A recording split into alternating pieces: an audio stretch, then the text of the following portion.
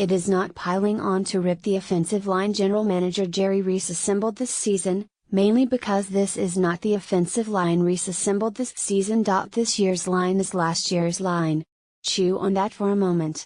After assessing the play of their 5 starting offensive linemen in 2016, a decision was made to bring them all back to their same positions in 2017.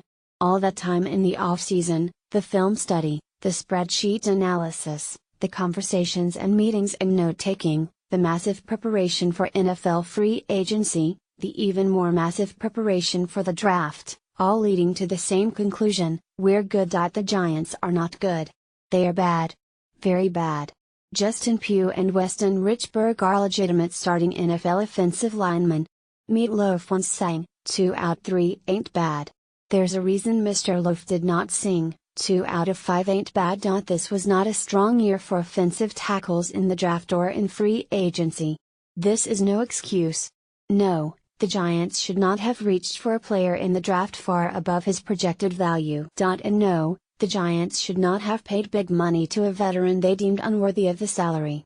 But somewhere out there, there was somebody who could help.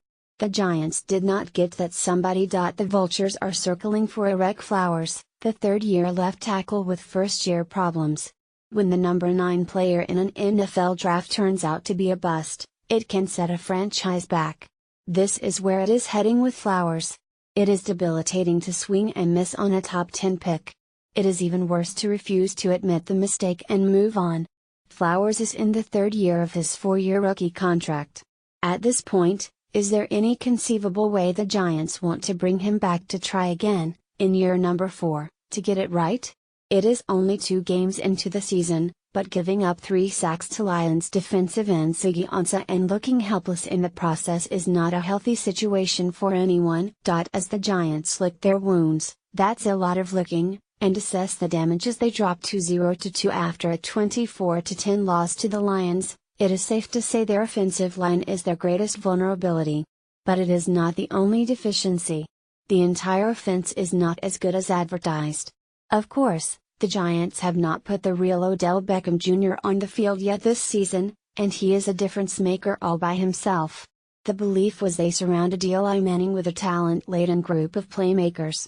That belief, thus far, is unfounded. Modal trigger. I said at the beginning of the season this is the most talented team we had, on paper, but you can't go out there and win on paper, Pugh said. We're not just comparing teams in fantasy football. This is reality football, and reality bites. Brandon Marshall looks shot. That does not mean he is shot, only that he has yet to do anything to prove otherwise.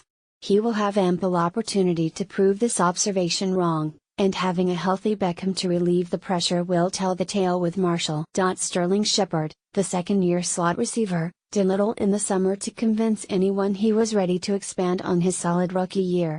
He was reputed to be a yards after the catch guy, but that is not the case. The Giants' running backs rarely make defenders miss. Shane Vereen, a pass catcher out of the backfield, needs to pick up the first down on 4th and 3 that went for 2 yards in the 4th quarter.